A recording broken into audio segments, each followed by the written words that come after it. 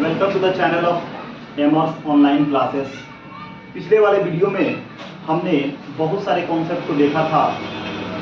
उसमें हमने क्या क्या पढ़ा था। तो पिछले वाले वीडियो में हमने एलसीएम विभाजन विधि से कैसे निकालते हैं, यानी डिवीजन मेथड से कैसे निकालते हैं, और प्राइम फैक्टराइजेशन मेथड से कैसे निकालते हैं, ये हमने सीखा था।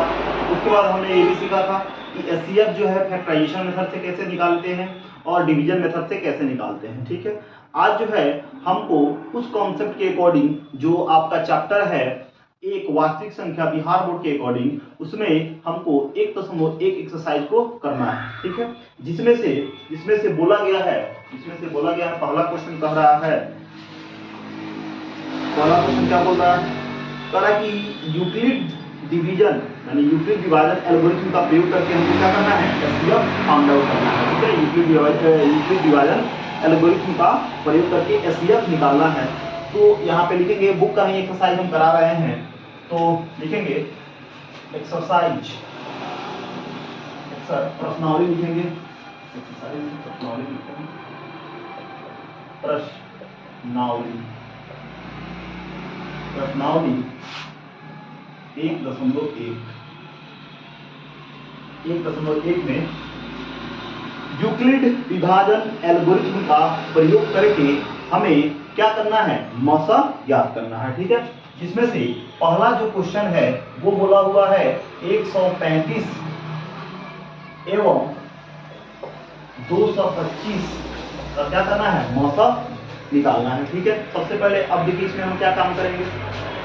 तो सबसे पहले हम देखते हैं कि इन दोनों में बड़ा कौन है और छोटा कौन है। तो पहले इस नंबर को लिख लेते हैं, 135 और 225 में बड़ा कौन है, तो 225 को हम जानते हैं। जब भी एचसीएफ निकालते हैं तो बड़े वाले को भाज्य रखते हैं और छोटे वाले को भाजक रखते हैं। बड़ा वाला कितना है, 225 है, छोटा वाला कितना है, 135। और नॉर्मल जिस तरह हम भाग करते हैं, सामान्यतः जैसे हम भाग करते हैं उस तरह से क्या करेंगे, भाग करेंगे। ठीक है, क्लियर है, कोई दिक्कत नहीं है।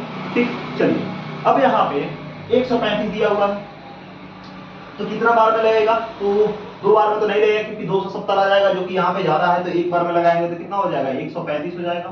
घटाएंगे तो ये हो जाएगा 0, 12 में से 3 गया, कितना हो जाएगा, 9 हो जाएगा। कितना हो गया, 9 हो गया। ठीक है, क्लियर है, कोई दिक्कत नहीं है। और एक में से 1 गया 0। इतना बात समझ में आई।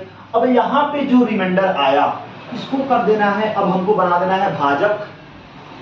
और जो यहाँ पे जो हम भाजक रखे हुए थे फर्स्ट में, जितना का टेबल पढ़ रहे थे, यहाँ पे पहाड़ा पढ़ रहे थे, इसको बना देना है क्या, अभाज्य बना देना है। ठीक है, तो 135 को अंदर लिखते हैं, यहाँ से दूसरा चरण स्टार्ट होगा। ठीक है, अब कितना होगा, 9 गुना कितना हो जाएगा, 18, यानी 180 ज्यादा हो जाएगा। लेकिन तो हम कितना से करेंगे, 1 से ही करेंगे, यानी घटाएंगे 90 को। ठीक है, कोई दिक्कत नहीं है। अब 5 का 5 हो जाएगा, 13 में से 9 हो गया, कितना होगा, 9 4 10 11 12 13, 9 5 9 4 13 में से 9 हो जाएगा, तो कितना होगा, 10 11 12 13, 9 4 13 हो जाएगा, 45 आएगा। अब ये जो रिमाइंडर आया इसको बना देना है भाजक, और जो 90 का आप टेबल पढ़ रहे थे इसको कर देंगे क्या, भाज्य कर देंगे। तो कितना बार में हुआ, 45 गुना कितना हो जाएगा, 90 हो जाएगा। अब घटा दीजिए, आ गया कितना, 0 होगा।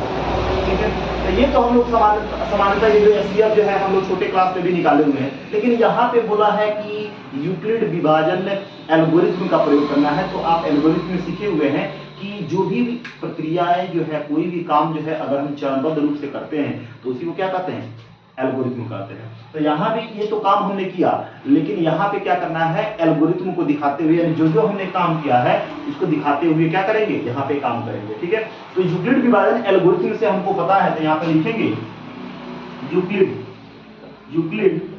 विभाजन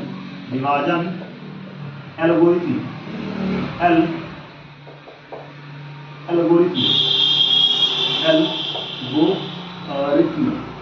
से हम जानते हैं, क्या जानते हैं, तो a बराबर bq प्लस r कितना होता है, a बराबर क्या होता है, bq प्लस r होता है।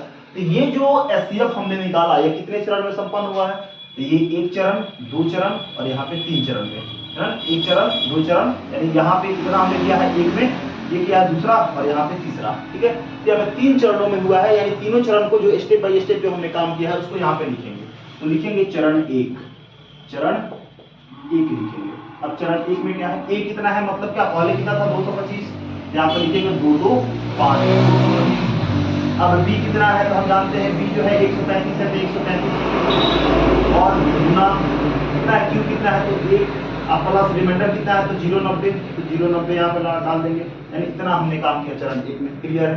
उसके बाद फिर क्या है चरण 2 में, तो चरण 2 में जो है वो बोला हुआ है यहाँ से, तो यहाँ पे आपका a कितना है तो a जो है यहाँ पे जो आपका a है वो कितना है 135 है।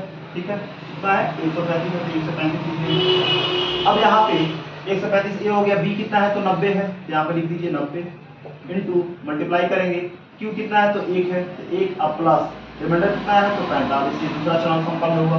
तीसरा चरण कितना है चरण 3 क्या है तो चरण 3 को लिखेंगे क्या आपका 90 था 90 लिखेंगे, क्या है भाजक जो है वो 45 है, भागफल जो है वो कितना है 2 है और प्लस 0 0, यानी ये हो गया चरण, यानी ये हो गया हमने फॉलो किया क्या एल्गोरिथम। तो अब बात आता है यहाँ पे तो हम मौसा निकाल रहे थे, तो मौसा कैसे पता करेंगे, तो मौसा देखिए हम कैसे निकालते हैं, तो जहां भी चरण समाप्त हुआ उसमें रिमाइंडर अगर 0 0 आ गया, यानी चरण आपने सारा चरण लिख दिया, स्टेप बाय स्टेप सारा चरण लिख दिया, उसके बाद रिमाइंडर जो आपका आया 0 0 उसमें जो आपका b होता है, यानी आपका जो भाजक होता है, आपका जो b होता है भाजक होता है, वही इस दिए गए यही इस दिए गए क्या बोलते हैं संख्याओं का क्या होता है मौसा होता है। तो देखिए यहाँ पे ये तो हो गया आपका रिमाइंडर 0 आ गया, जैसे कि यहाँ पे आप देख रहे हैं कि रिमाइंडर 0 आ गया।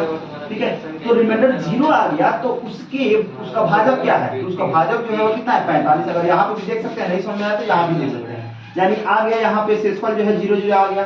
तो जो शेषफल 0 0 आ गया तो उसका भाजक क्या है तो 45 है, क्योंकि इसी को तो हम भी कहते हैं। तो यहाँ पे आपका मौसा कितना आ गया 45 आ गया और यही आपका आंसर आ गया। तो इतना ही करना है, ज्यादा इसमें इस तरह से बनेगा हमारा कैसे, तो मौसा इस तरह से आपका क्या आ गया 45 आ गया। ठीक है, तो पहले हमने क्या किया, पहले 2 संख्या लिया, उसके बाद देखा कि इसमें छोटा बड़ा कौन है, उसके बाद नॉर्मली आपका भाग किया और देखा तो हमें कितना 3 चरण में खत्म हो गया, तो 3 चरण में खत्म हुआ तो हम सारे चरण को लिख दिए। अब जिस चरण में रिमाइंडर 0 0 आ गया उसका भाजक जो होता है वही क्या होता है मौसा होता है। तो ये दूसरा हो गया, पहला क्वेश्चन हो गया। दूसरा क्वेश्चन क्या है आपका, तो दूसरा क्वेश्चन जो है कल के क्वेश्चन हम लोग बनाए हुए थे, एक एग्जाम्पल जो बनाए हुए थे वो क्वेश्चन कल हमने करा दिया था एग्जाम्पल के तौर पे, फिर भी जो है हम लोग यहाँ पे देखेंगे 196 है और एवं कितना है 38 220 है। ठीक है, इसका भी क्या करना है आपको मौका याद करना है। तो फिर वही प्रोसेस 196 और 38 220, बड़ा कौन है 38 220 38 220, तो 196 में क्या करेंगे 38 220 को से काम करेंगे। ठीक है, तो कितना बार में जाएगा आप बताइए, तो एक बार में ही जाएगा क्योंकि ज्यादा हो जाएगा, क्या हो जाएगा 196 आ जाएगा, 12 में से कितना जाएगा 6, तो 6 हो जाएगा, ये हो जाएगा कितना 7 7 से 9 नहीं जाएगा, कितना हो जाएगा, ठीक है कितना आ जाएगा बताइए। ठीक है, तो यहाँ पे आ जाएगा कितना 8 हो जाएगा, और कितना 2 में से 1 जाएगा तो कितना हो जाएगा 1 हो जाएगा। ठीक है, कोई दिक्कत नहीं। ऊपर से कितना आएगा, तो ऊपर से आएगा कितना आपका 2 1862।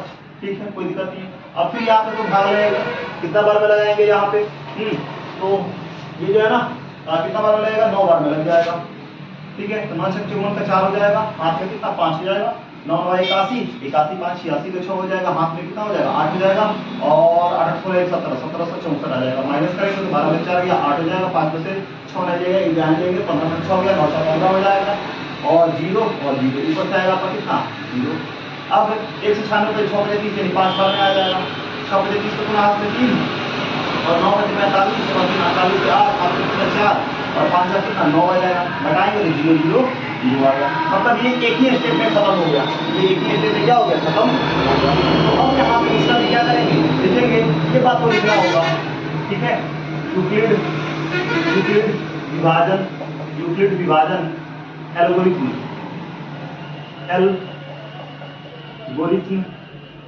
यूक्लिड जो है एल्गोरिथम से हम जानते हैं क्या a बराबर bq प्लस r, a बराबर क्या bq प्लस r हो जाएगा। ठीक है, अब यहाँ पे अब चरण कितना है, एक ही चरण में खत्म हो गया है, तो लिखेंगे चरण 1, इसमें a कितना है तो 38 220 38 220 को क्या लिख सकते हैं इतना है, तो b कितना है तो 196 है, आपका d क्या बोलते हैं q कितना है तो 195 और रिमाइंडर कितना है 0 0 0, तो हमने बताया रिमाइंडर चरण लिखने के बाद जहां पे रिमाइंडर 0 आ गया तो उसका भाजक क्या होता है, आपका एचसीएफ होता है, क्या होता है, मौसा होता है, क्या होता है, मौसा होता है। तो इसका मौसा कितना हो जाएगा, 196 हो जाने वाला है। इसका मौसा कितना हो जाएगा, 196 हो जाएगा। कोई दिक्कत है तो इसमें बताइए, ठीक है। अगर नहीं है इसमें दिक्कत तो अगला क्वेश्चन आप देखेंगे। एक अंतिम क्वेश्चन है इस पे, कितना 867 और 285, 867 और 225, 285 नहीं 225, ठीक है। तो इसको इरेज करते, इसमें मिटाते, इसको तो लिख दिए होंगे, ठीक। चलिए आसान सा क्वेश्चन है, बहुत बड़ा सा, इसमें रॉकेट साइंस नहीं है कि नहीं बनेगा, बहुत आसान सा है। अब इसको रिवाइज करने के लिए, इसको ध्यान में रखने के लिए आप इस पे बहुत सारे क्वेश्चन को अप्लाई कर सकते हैं, दे सकते हैं, और प्रोसेस वही है, कॉन्सेप्ट वही है, इस पे बनाइएगा, आपका आंसर आ जाने वाला है, ठीक है।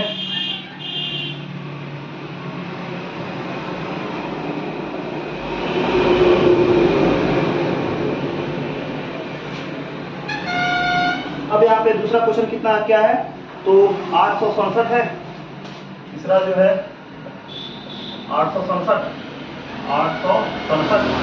एवं कितना है 255, ठीक है। तो जानते हैं 867 है और 255 है, इससे बड़ा कौन है, 867।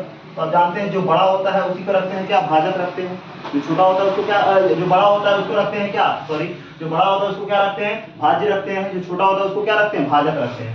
इसमें छोटा कौन है, छोटा आपका 255 है, ये हो जाएगा भाजक, और 867 क्या हो जाएगा, ये हो जाएगा भाज्य, ठीक है। फिर नॉर्मली वो जो काम करते हैं वही करेंगे यहाँ पे, ठीक है। ये कितना बार में जाएगा, तो हमको लगता है 3 बार में चला जाएगा ये, क्लियर है, कोई दिक्कत नहीं है। अभी तरफ से बारी मल्टीप्लाई करके देखिएगा, 5 क्या कितना हो जाएगा, 5 को 3 बार करेंगे तो 15 हो जाएगा, हाथ में हो जाएगा 1, 15, 1 16 का 6 हो जाएगा, हाथ में 6 कितना हो जाएगा, 765 हो जाने वाला है, कोई दिक्कत नहीं है। उसके बाद कितना हो जाएगा, 2 हो जाएगा, ये 15 में 6 हो गया, 9 हो जाएगा, ये हो जाएगा 0, क्लियर है, इसमें कोई दिक्कत नहीं है। तो मैं 8 में 7 कितना हो गया, 765 तो आएगा, हाँ ठीक है, 765, ठीक है। 867 है, 7 में 5 किया 2, कितना आपका 100 में कितना लेंगे, 100 में से, हाँ ठीक है, 100 में 100 में 0, और 8 में 7 क्या 102, सॉरी 102 होगा, इतना हो जाएगा। अब यहाँ पे जो है 102 में, अब यहाँ पे तो भाग नहीं रहेगा, ये जो रिमाइंडर आया, ये जो यहाँ पे 102 आ गया, ठीक है, कोई दिक्कत नहीं है। अब ये जो 102 आया, क्या 255 में 102 भाग लगेगा, नहीं लगेगा, ठीक है। तो जो भाग ना लगे तो उसको आप क्या करते हैं, इसको हम बना देते हैं भाजक, और जो आपका भाजक था उसको बना देते हैं क्या, भाज्य, 255 कर देते हैं, ठीक है। अब 102 दूना कितना हो जाएगा, 204 हो जाएगा, क्योंकि 3 से करेंगे तो ज्यादा आ जाएगा, 2 से करेंगे तो 2 दूना 4, 0 और 2, 204 हो जाएगा, 5 में 4 गया 1, ये क्या हो जाएगा 51, और हो जाएगा 0। और फिर 102 में 51 से भाग लगेगा क्या, नहीं लगेगा, तो फिर इसको भाजक बनाइए और इसको क्या बनाइए, भाज्य बनाइए, 102। तो 51 दूना कितना हो जाएगा, 102 जो 2 5 दूना 10 हो जाएगा, घटाएंगे तो कितना हो जाएगा, 0 0 0 हो जाने वाला है। तो फिर यहाँ पे कितने चरण में संपन्न हुआ, तो 3 चरण में भी यहाँ भी संपन्न हुआ। तो लिखेंगे यूक्लिड विभाजन एल्गोरिथम से, यूक्लिड विभाजन एल्गोरिथम से क्या जानते हैं, a बराबर bq प्लस r हम जानते हैं। तो चरण 1 लिखेंगे, चरण 1 में क्या है, ठीक है, तो चरण 1 में क्या है, तो चरण 1 में आपका भाजक है, भाज्य जो है कितना है 867 है। तो कैसे लिखेंगे इसको, तो भाजक कितना है 255 लिखेंगे, और गुना 3 लिखेंगे, और प्लस में क्या लिखेंगे 102, ये पहला चरण है। चरण 2 लिखेंगे, चरण 2, तो चरण 2 क्या होगा, यहाँ से 255 है, 2 5 5 255 क्या हो जाएगा 102 गुना में 2, और प्लस में क्या 0 51, क्या हो जाएगा 0 51 हो जाएगा, ठीक है। उसके बाद आपका चरण 3 जो है, चरण 3 में क्या है, वो आपका 102 है, 102 लिखेंगे, कितना हो जाएगा 51 गुना 2 0 0 0, ठीक है। तो अब बताइए यहाँ पे मौसम कितना हो जाएगा, तो यहाँ पे मौसम जो होगा, क्योंकि यहाँ पे रिमाइंडर आ गया 0, तो इसका भाजक जो नहीं होता है वो क्या होता है, इसका भाजक नहीं होता है क्या, मौसम होता है। तो मौसम कितना हो जाएगा, इसका 51 हो जाएगा, कितना मौसम आ गया 51 हो गया। यानी इस तरफ से एक क्वेश्चन का हमारा पहला क्वेश्चन जो है वो समाप्त हो गया, क्लियर है, तो कोई दिक्कत नहीं है। अब जो है यहाँ पे अगर समझ में आ गया तो हम लोग दूसरे क्वेश्चन पे कहते हैं, दूसरा क्वेश्चन क्या कहता है इसको देखेंगे, ठीक है, देखते हैं क्या है। एक्सरसाइज 1.1 का हम लोग पहला क्वेश्चन देख लिए थे, जिसमें निम्नलिखित संख्याओं का एचसीएफ ज्ञात करने के लिए यूक्लिड विभाजन एल्गोरिथम का प्रयोग करना था। ठीक है, दूसरा क्वेश्चन कह रहा है कि दर्शाइए कि कोई धनात्मक विषम पूर्णांक संख्या, कोई धनात्मक विषम पूर्णांक 6q+1 या 6q+3 या 6q+5 के रूप का होता है, जहां q क्या हो, कोई पूर्णांक हो। ठीक है, यानी कह रहा है यहाँ पे कि हमको ये दिखाना है कि कोई भी ऐसा धनात्मक विषम पूर्णांक जो है ना, क्या 6q+1 या 6q+3 या 6q+5 के रूप का होता है? तो इसको करने के लिए थोड़ा सा यहाँ पे ध्यान देंगे और स्टेप बाय स्टेप जो है ना यहाँ पे काम करेंगे कि यहाँ पे हमको कैसे करना है। ठीक है, तो आइए देखते हैं क्या है। तो सबसे पहले हमको निकालना क्या है कि कोई धनात्मक विषम पूर्णांक संख्या हमको पता करना है। तो पहले हम यहाँ पर मानेंगे, क्या है, पहले यहाँ पे मानेंगे, यानी लिखेंगे दूसरा नंबर का माना कि, क्या माना कि कोई धनात्मक क्या बोला हुआ है, विषम पूर्णांक संख्या। ठीक है, धनात्मक विषम पूर्णांक संख्या ए है। क्या है, ए है, बी है, पी है, क्यू है, आर है, आप जो माने वो मान लो। ठीक है, ए है। पहला स्टेप, जब भी इस तरह का क्वेश्चन करें, पहले मान लिया कीजिए जो बोल रहा है। अगर विषम है तो विषम मानिए, सम है तो सम मानिए, है ना। क्या बोलते हैं, जो भी दिया हुआ है संख्या, जो भी क्वेश्चन में दिया हुआ है उसको वैसे मानिए। ठीक है, उसके बाद पहले मान लीजिए कि कोई धनात्मक विषम पूर्णांक संख्या एक है, इसमें तो कोई दिक्कत नहीं है। आगे अब हम जानते हैं क्या, यूक्लिड विभाजन प्रमेयिका से, यूक्लिड विभाजन प्रमेयिका से। प्रमेयिका तो जानते हैं, एक स्वयंसिद्ध कथन होता है जिसको प्रमाणित करने की आवश्यकता नहीं होती है, पर इसकी ही सहायता से हम क्या करते हैं, किसी दूसरे थ्योरम को यानी प्रॉब्लम को या समस्याओं को हल करते हैं, उसका समाधान किया जाता है। पढ़े हुए हैं पहले या नहीं पढ़े हुए तो पिछले वीडियो में आप उसको देख लीजिएगा। यूक्लिड विभाजन प्रमेयिका से, ठीक है, हम जानते हैं, क्या जानते हैं, a बराबर bq प्लस r। ठीक है, इसको मान लेते हैं क्या, a। हम यहाँ पे लिखते हैं जहां शून्य जो होता है वो r के बराबर होता है, नहीं तो उससे क्या होता है, छोटा होता है, लेकिन r जो होता है वो हमेशा b यानी भाजक से क्या होता है, छोटा होता है। यहाँ तक बात क्लियर है। अब प्रश्न से तुलना करने पर क्या करेंगे, अब प्रश्न से तुलना करेंगे। प्रश्न से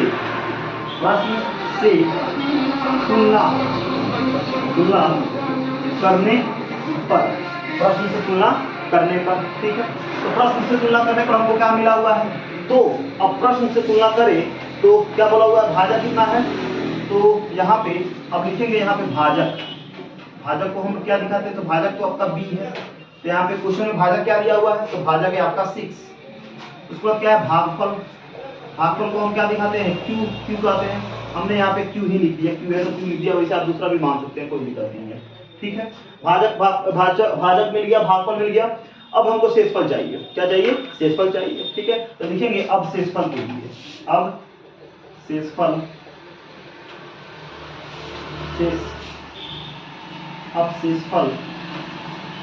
के लिए क्या करना है, शेषफल के लिए काम करना है। तो हम जानते हैं कि ये जो आपका बात है इसको लिखेंगे, यहाँ पे लाएंगे, ये वाला जो बात है इसको इससे काम करेंगे। देखिए क्या, 0 को ऐसे लिखिए, ये सारे को ऐसे लिखिए, ये और b हमारे पास कितना है, 6, इसको लिखेंगे 6।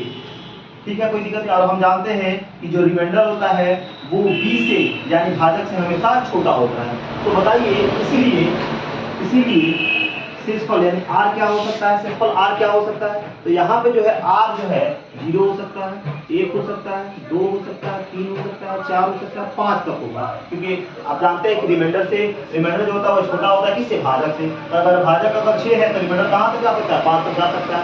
अब क्वेश्चन में दिया हुआ है, अब सब में अप्लाई नहीं करेंगे, इतना लेंथी हमको बनाने का जरूरत नहीं है। जो हमको दिखाना है बस वो रिमाइंडर है, r के मान को दिए गए इक्वेशन फर्स्ट में हमको रखते जाना है और हमको यहाँ से संख्या मिलते जाएगा। ठीक है, संख्या मिलते जाएगा। अब क्या करेंगे, समीकरण 1 में r के मान को रखेंगे, समीकरण 1 में क्या करेंगे, r के मान को रखेंगे। ठीक है, तो लिखेंगे समीकरण 1 में r के मानों को रखने पर r के मान को रखने पर। तो हमको चाहिए क्या, एक तो हमको दिखाना है 6q + 1, ठीक है, तो हम लेंगे इसमें 1 ले लेंगे, ठीक है। और क्या दिखाना है 6q + 3 दिखाना है तो 3 ले लेंगे। और क्या दिखाना है 6q + 5 तो 6q + 5 ले लेंगे। यानी हमको दिखाना है 1 तो 1 लेंगे, 3 दिखाना है तो 3 लेंगे, 5 दिखाना है तो 5 ले लेंगे रिमाइंडर में, ठीक है। और बारी बारी से इस r का वैल्यू लेंगे 1 और इक्वेशन फर्स्ट में रखेंगे, फिर 3 का लेंगे क्योंकि 3 हमको दिखाना है तो 3 को लेंगे, फिर 5 को लेंगे। यानी बाकी सबको लेने की जरूरत नहीं है, जितना बोला हुआ है उतना ही काम करेंगे इसमें, ठीक है, कोई दिक्कत नहीं है। तो अब क्या करेंगे, अब यहाँ पे हम देखे हुए हैं कि a बराबर क्या दिया हुआ है, bq + r दिया हुआ है। a बराबर क्या दिया हुआ है, bq + r दिया हुआ है, ठीक है। तो ये तो वैसे ही रहेगा, ठीक है। तो अब यहाँ पे हम रखते हैं r बराबर क्या लिखा हुआ है 1 रखते हैं, क्योंकि क्वेश्चन में लिखा हुआ है, ठीक है। क्या हमको +1 के फॉर्म में दिखाना है, r बराबर 1 रखते हैं। इसमें r बराबर 1 समीकरण 1 में r के मानों को रखने पर, ठीक है। तो r बराबर 1 को रखने पर, ठीक है, ठीक है, ये तो ठीक है। अब इसमें इसके अनुसार रखेंगे, इसके अनुसार हम रखेंगे, ये इक्वेशन फर्स्ट के अनुसार जो है समीकरण पहले के अनुसार जो है हम क्या करेंगे यहाँ पे रखेंगे, ठीक है। तो ये वैसे ही ठीक है। अब b कितना है, तो b तो हम पढ़े हुए हैं यहाँ पर 6 है तो 6 लिख देंगे, q वैसे ही तो q लिख देंगे, और r की जगह पे क्या रखेंगे 1 रखेंगे, क्या रखेंगे 1 रखेंगे, ठीक है, कोई दिक्कत नहीं है, इसको ऐसे कर देंगे।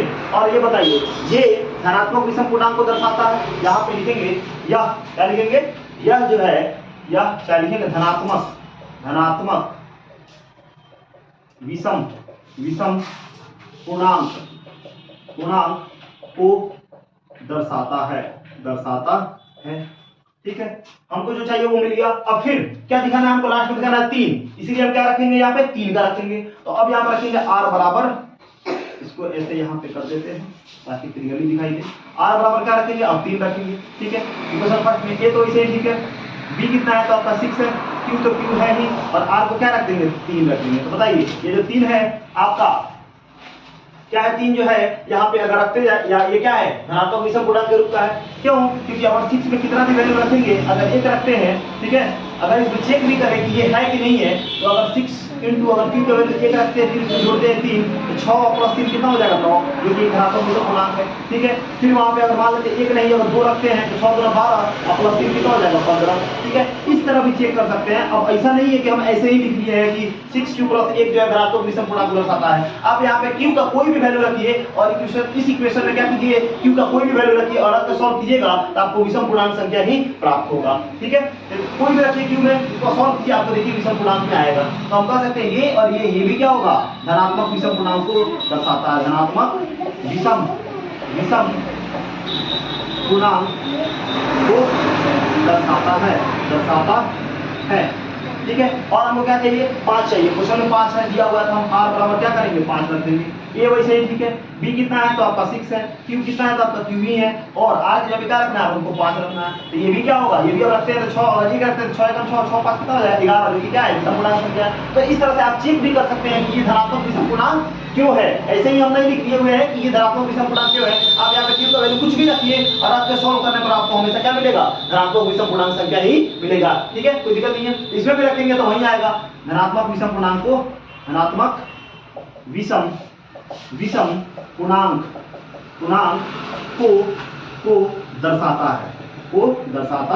है, ठीक है। तो जो चीज हमको चाहिए वो हमने प्राप्त कर दिया। क्वेश्चन के अकॉर्डिंग काम करना है, अब ना कि 0 रखे 1 रखे 2 रखे 3 रखे 4 रखे 5 रखे, हमको चाहिए विषम। इसीलिए इस r के मान में हमने केवल क्या लिया है विषम संख्या लिया है, ठीक है। अगर यहाँ पर सम कहता तो हम सम लेते, विषम कहा है इसीलिए विषम रखते हैं। अब ऐसा नहीं है कि अब एक बोला है विषम बोला है तो हम पूरा जो है ना सबको रखेंगे, 0 से लेकर 5 तक रखते जाएंगे, है ना, इसमें समय बहुत बर्बाद होगा। जितना हमको कहा जाए उतना ही, जितना प्रश्न आपसे पूछता है उसी के अकॉर्डिंग आंसर देना है, ज्यादा बड़ा लिखने का जरूरत नहीं है, ठीक है। तो इतना हमारा हो गया। तो अब बताइए क्या क्वेश्चन के अकॉर्डिंग जो है 6q + 1 नहीं आया है, 6q + 3 नहीं आया है, 6q + 5 नहीं आया है, क्या है आया है। तो अब यहाँ पे हम लिख सकते हैं क्या, अब यहाँ पर लिख सकते हैं कि इसलिए आपका लिखेंगे 6q + 1 6q + 3 तथा एवं लिखिए बाहर लिखिए कोई बात नहीं, एवं 6q + 5 क्या धनात्मक विषम पूर्णांक संख्या के रूप का हो सकता है, ठीक है, यह रूप का है, 6 प्लस 1 6 प्लस 3 6 प्लस 5 धनात्मक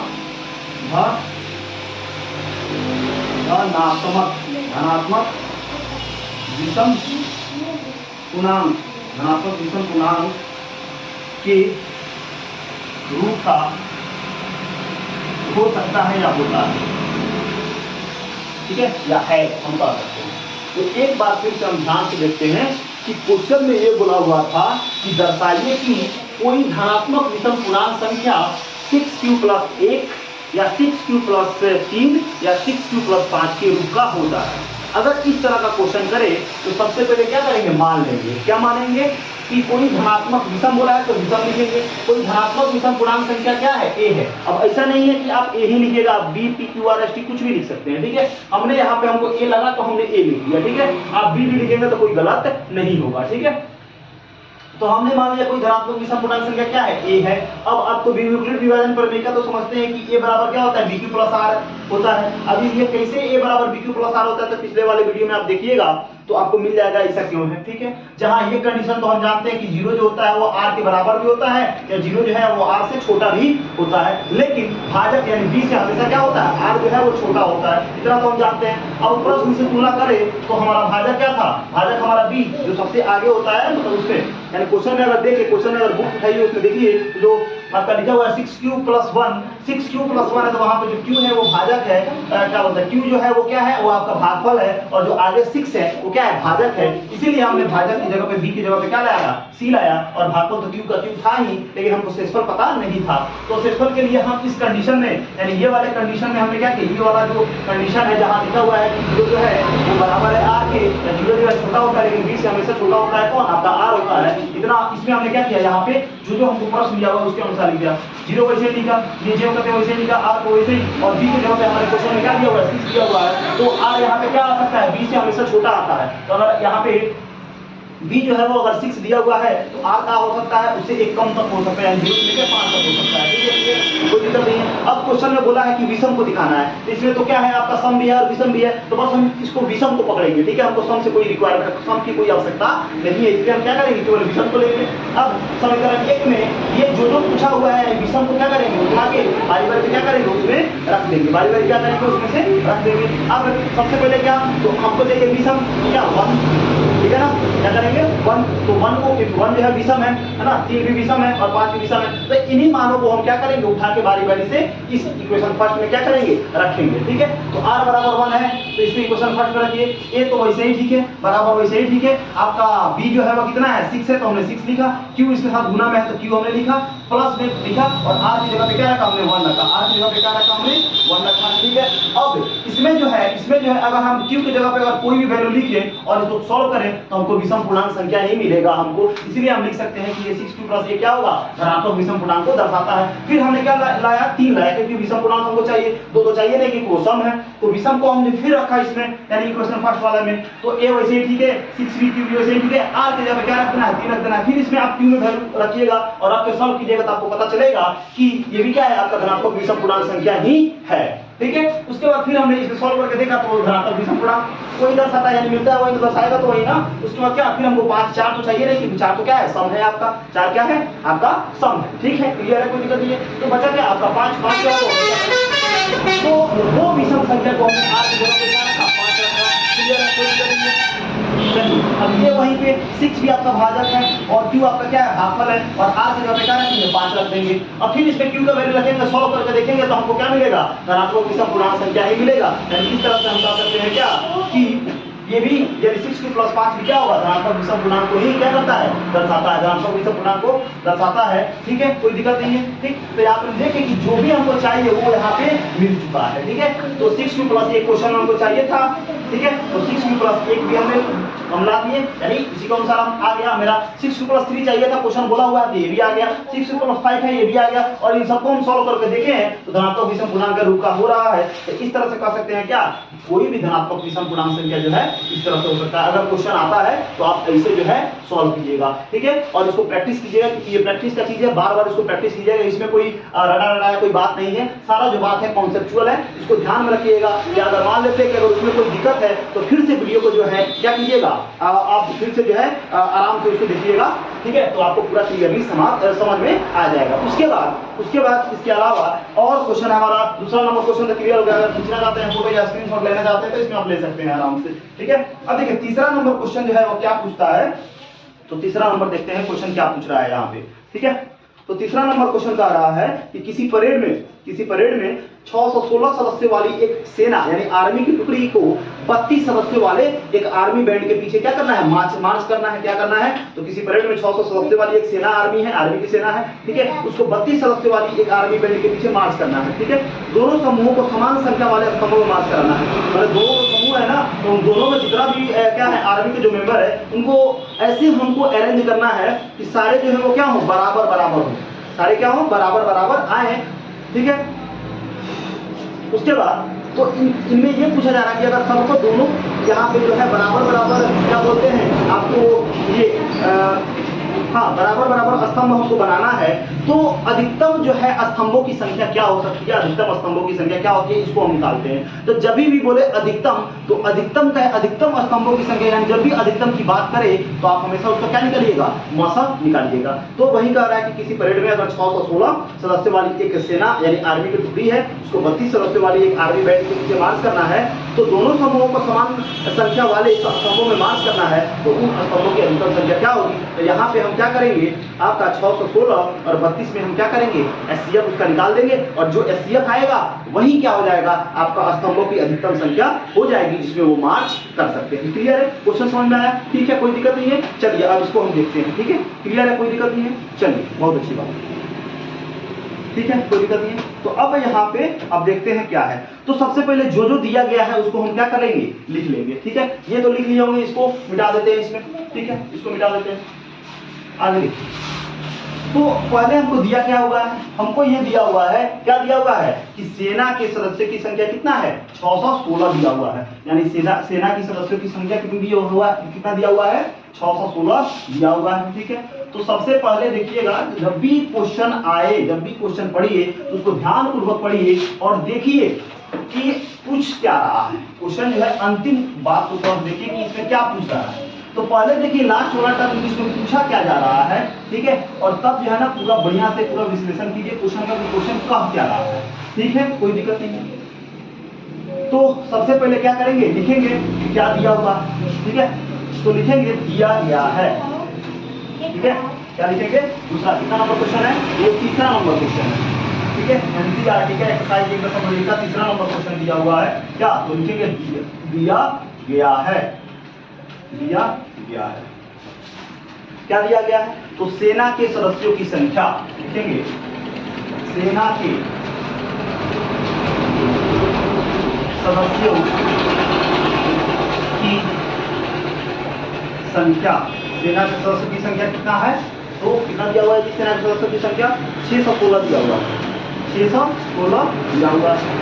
उसके बाद क्या दिया हुआ है, ठीक है। अब आर्मी बैंड के सदस्यों की संख्या कितना है, 32 है। तो लिखेंगे आर्मी बैंड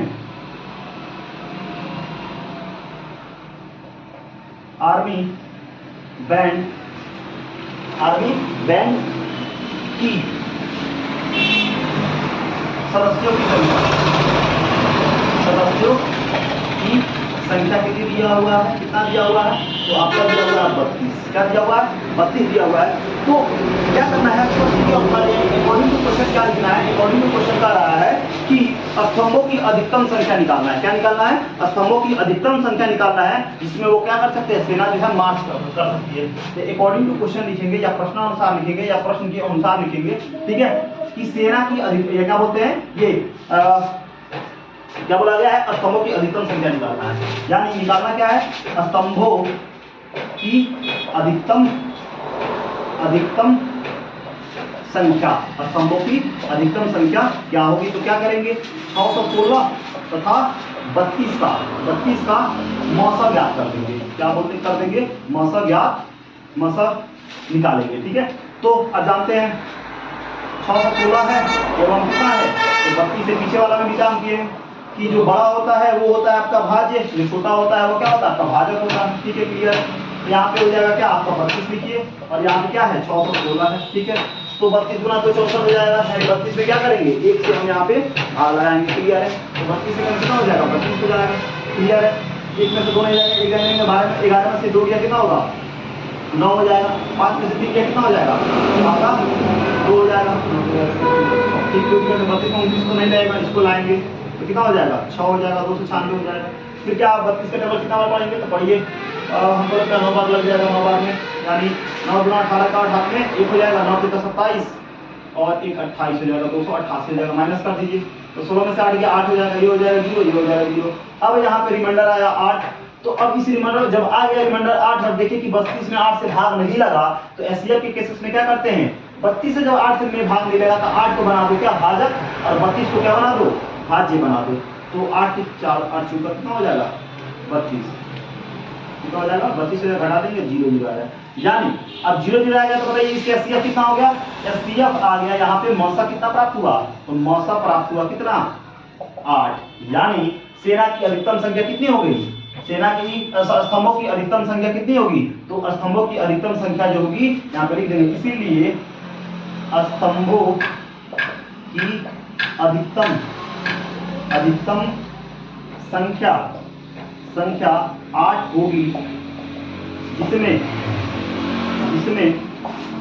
कितना होगी 8 होगी, जिसमें सेना मार्च कर सकती है, जिसमें सेना मार्च कर सकती है। बस इतना कर देंगे हमारा आंसर आ जाएगा। तो क्या किए, दिया हुआ था कि सेना के सदस्य की संख्या कितना है 616 है, तो लिख दिए। आर्मी बैंड के सदस्यों की संख्या कितना था, तो 32 दिया हुआ था, 32 हमने लिख दिया। उसके बाद अकॉर्डिंग टू क्वेश्चन बोला हुआ था कि प्रश्नानुसार बोला हुआ था कि स्तंभों की अधिकतम संख्या कितना है। जब भी अधिकतम बोले तो क्या करते हैं उनका मस्सा निकालते हैं। तो मस्सा निकालना तो आपका आता है, पिछले ही वीडियो में पिछले क्लास में हमने क्या कर दिया था, क्या किया था, तो मस्सा निकालना हमने सीखा था।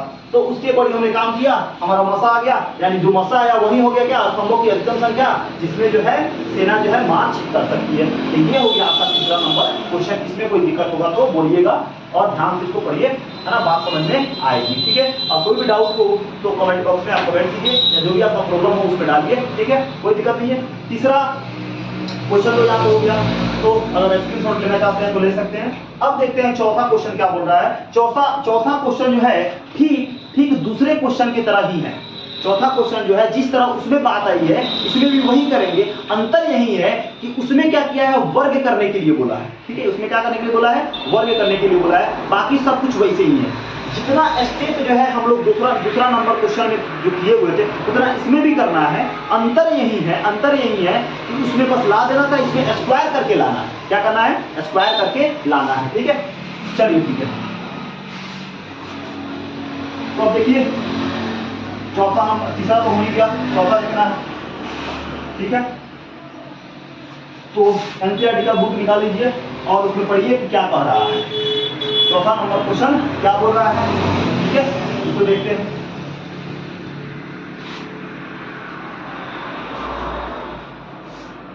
तो चौथा नंबर क्वेश्चन में बोल रहा है कि यूक्लिड विभाजन प्रमेयिका का प्रयोग करके दर्शाइए कि किसी धनात्मक पूर्णांक संख्या का वर्ग, किसी धनात्मक पूर्णांक का वर्ग किसी पूर्णांक m के लिए 3m या 3m+1 के रूप का हो सकता है। ठीक है, 3m या 3m+1 के रूप का होता है। तो सेम दूसरा नंबर जैसे क्वेश्चन किए थे, सेम वैसे ही क्या करना है, चौथा नंबर में भी क्वेश्चन करना है। अंतर यही है, इसमें स्क्वायर नहीं करना था, इसमें स्क्वायर करना है और हमको आंसर लाना है। तो वो भी बहुत आसान है, इसको भी आराम से हम देखेंगे तो हम यहाँ पे आराम से क्वेश्चन को कर सकते हैं। ठीक है, तो देखिए क्या है, कैसे करेंगे हम। ठीक है, तो सबसे पहले जो है ना हमको यहाँ पे क्या करना है कि वर्ग करना है। क्या करना है, किसका वर्ग करना है, तो यहाँ पे धनात्मक पूर्णांक संख्या का वर्ग करना है। ठीक है, तो पहले क्या करेंगे, 4 नंबर है तो पहले मानेंगे क्या, माना कि वो धनात्मक पूर्णांक संख्या, माना कि कोई धनात्मक पूर्णांक, माना कि कोई धनात्मक पूर्णांक संख्या का वर्ग पूछा है क्वेश्चन में। वर्ग क्या है? ए है, जैसे उसमें भी माने थे वही करेंगे। ए है, कोई दिक्कत। अब क्या बोला हुआ है? यूक्लिड विभाजन प्रमेयिका से, ठीक है। तो लिखेंगे यूक्लिड विभाजन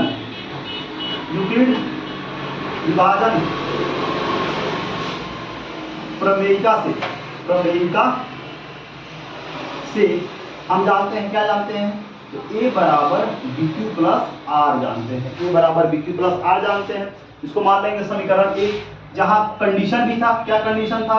जहां 0, इसको याद कर लीजिए क्योंकि इसको जो है ना, ये कंडीशन जो होता है ये पूछता है, ठीक है।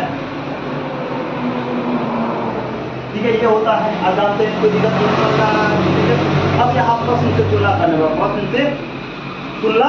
पर, ठीक है। तो यहाँ तक तो हम लोग कर लिए थे, दो ही में भी, इसमें भी करेंगे वहीं कि प्रश्न से तुलना करने पर, प्रश्न से कंपैरिजन करने पर, तुलना करने पर, ठीक है। तो प्रश्न से तुलना में क्या किए थे हम लोग? तो पहले देखे तो हम लोग क्या कि भाजक देखे थे। भाजक को हम क्या कहते हैं? b कहते हैं, ठीक है। तो भाजक में क्या क्वेश्चन दिया हुआ है? तो भाजक में बोला हुआ है क्या? 3, ठीक है। तो भाजक को हम रखेंगे 3। अब भागफल जो है, भागफल को हमने q माना था, ठीक है। ले q नॉर्मली हम कहते हैं, लेकिन इसमें दिया हुआ है m, तो आप m भी रख सकते हैं या q भी रख सकते हैं। तो हमने पीछे में अगर q रखा है तो इसमें q लिख देंगे और पोस्ट में लिख देंगे माना। क्या लिख देंगे? माना, क्योंकि माने हुए हैं तो माना लिख देंगे। लिखेंगे शेषफल। अब शेषफल r के लिए, अब शेषफल r के लिए, ठीक है। तो इस बात को उठाएंगे, ये है, ऐसा है, और b कितना है? तो आपका 3 है, तो यहाँ पे 3 रख लेंगे। अगर भाजक जो है अगर 3 तो है, तो इसीलिए शेषफल क्या हो जाएगा? या तो 0 होगा, नहीं तो 1 होगा, नहीं तो 2 होगा, नहीं तो क्या होगा? हाँ, यहाँ पर होगा 0, 1 या 2 होगा, ठीक है। अब क्या करेंगे? r के सभी मानों को, क्या करेंगे? r के मानों को, यहाँ पे कोई क्या बोलते हैं, ना तो धनात्मक है, क्या बोलते हैं, ना विषम बोला है ना ही सम बोला है, ठीक है। यानी कुछ नहीं बोला है संख्या, इन सारे संख्या को क्या करेंगे? हम रखेंगे, ठीक है। बात समझ में आ रहा? कोई दिक्कत नहीं है। तो अब r के मान को क्या करेंगे? समीकरण 1 में रखेंगे, ठीक है। कोई दिक्कत नहीं है। r के मान को क्या करेंगे? समीकरण 1 में रखेंगे, ठीक है। कोई दिक्कत नहीं है। चलिए अब करते हैं, ठीक है। चलिए r के मान को समीकरण 1 में रखने पर, r के मान को समीकरण 1 में रखने पर, तो सर्वप्रथम हम क्या करेंगे? r बराबर क्या है? पहले 0 है, क्या है? 0 है। तो इक्वेशन में क्या करेंगे? r की जगह पे हम क्या करेंगे? 0, यानी ये तो वैसे ही लिखेंगे, ये वैसे ही करेंगे। अब आपका b की जगह पे क्या लिखेंगे? 3 लिखेंगे, और भागफल की जगह पे q की जगह पे तो q ही रखेंगे, हमने माना है तो q रखेंगे, प्लस 0 है तो r की जगह पे क्या रखेंगे? 0 रखेंगे। इसको हम फर्दर ऐसे भी लिख सकते हैं, 3q लिख सकते हैं। अब क्या बोला हुआ है? इसका वर्ग करना है। क्या करना है? वर्ग करना है। तो क्या करेंगे? कोई भी काम करते हैं तो दोनों तरफ करेंगे, यानी दोनों तरफ वर्ग करने पर, दोनों तरफ वर्ग करने पर क्लियर है? कोई दिक्कत नहीं है। तो a का भी वर्ग कर दीजिए और 3q का भी वर्ग कर दीजिए, क्लियर है? कोई दिक्कत नहीं, समझ में आ रहा है? चलिए ठीक है। अब यहाँ पे a स्क्वायर ऐसे ही, ठीक है। 3 का स्क्वायर करेंगे तो कितना होगा? 9 करेंगे, 9 यहाँ पे हो सकता है, ठीक है। कोई दिक्कत नहीं, समझ में आ रहा है? चलिए, और यहाँ पे q का स्क्वायर करेंगे तो q स्क्वायर हो जाएगा, क्लियर है? कोई दिक्कत नहीं, ठीक है। समझ में आया? अब यहाँ पे a स्क्वायर ऐसे ही, ठीक है। a स्क्वायर ऐसे ही, ठीक है। 9 को हम क्या लिख सकते हैं? 3 गुना 3 लिख सकते हैं, यानी इसको क्या हम ऐसे लिख सकते हैं? 3 × 3q का स्क्वायर, आराम से लिख सकते हैं। क्योंकि फिर इसमें मल्टीप्लाई करें तो हमारा 3 3 9 है, 3 से 9 q स्क्वायर हो जाएगा, यानी हम इतना लिख सकते हैं, ठीक है। अब हमको 3 का तो जरूरत, 3 को तो हमको मिल गया। क्वेश्चन में बोला हुआ है 3m, क्या बोला हुआ है? 3m और 3m+1 को दिखाना है, ठीक है। तो हमको यहाँ पे 3 तो दिख गया, यानी 3 तो दिख गया यहाँ पे, लेकिन हमको m नहीं मिल रहा है। तो क्या करेंगे? आप मान लेंगे, यानी ये जो बाकी है इसका तो कोई जरूरत नहीं है हमको, तो इन सभी को क्या करेंगे? मान लेंगे m। क्या करेंगे? मान लेंगे, यानी a स्क्वायर ऐसे ही, ठीक है। a स्क्वायर ऐसे ही, ठीक है। इतना में तो कोई दिक्कत नहीं है, ठीक है। समझ में आ रहा है? कोई दिक्कत नहीं है, ठीक। चलिए अब यहाँ पे 3 तो ऐसे ही, ठीक है, और इन सबको क्या मान लेंगे? m मान लेंगे, और लिख देंगे जहां 3q स्क्वायर बराबर m माना।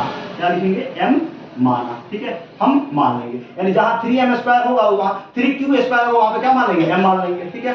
तो हमने यहाँ पे इसको m मान लिया, यानी 3m तो आ गया। एक बात यहाँ पे हमको मिल गया, ठीक है, एक बात जो है हमको यहाँ पे मिल गया, यानी पहला क्वेश्चन जो दिया हुआ था कि 3m के फॉर्म में चाहिए, हमने यहाँ पे एक ला दिया, ठीक है। अब एक और लाना है, ठीक है, एक और हमको क्या करना है, देखना है इसमें, ठीक है। तो फिर वही करेंगे, क्या करेंगे, फिर वही, तो क्या करेंगे, अब यहाँ पे r के मान को 1 यानी अब r बराबर 1 रखने पर क्या करेंगे, r बराबर 1 रखने पर क्या लिखेंगे, r बराबर 1, ठीक है, r बराबर क्या 1।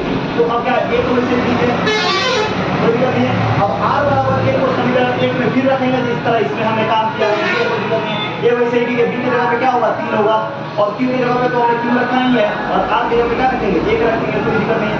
अब दोनों तरफ वर्ग करना है, क्यों, क्योंकि प्रश्न बोला हुआ है दोनों तरफ वर्ग करने पर, वर्ग करने पर, दोनों तरफ वर्ग करने का मतलब क्या है, इसको ऐसे हम खींच देते हैं ताकि इसको क्या करेंगे, मैच नहीं करेंगे।